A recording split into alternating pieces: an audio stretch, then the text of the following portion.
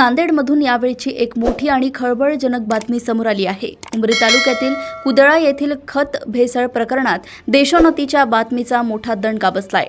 रासायनिक खताचे दोन्ही नमुने प्रयोगशाळेच्या चाचणीत अखेर फेल झाले आहेत।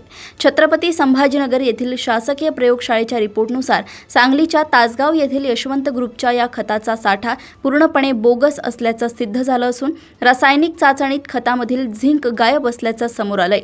विशेष म्हणजे उमरीच्या कृषी अधिकाऱ्यांनी केवळ खताचे दाणे हाताने फोडून बघत कंपनीला क्लीन चिट देण्याचा हास्यास्पद प्रयत्न केला होता।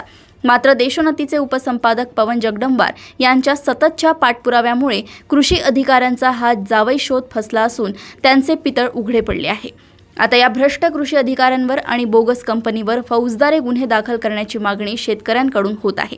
नांदेड येथून पवन जगदंबार यांची रिपोर्ट।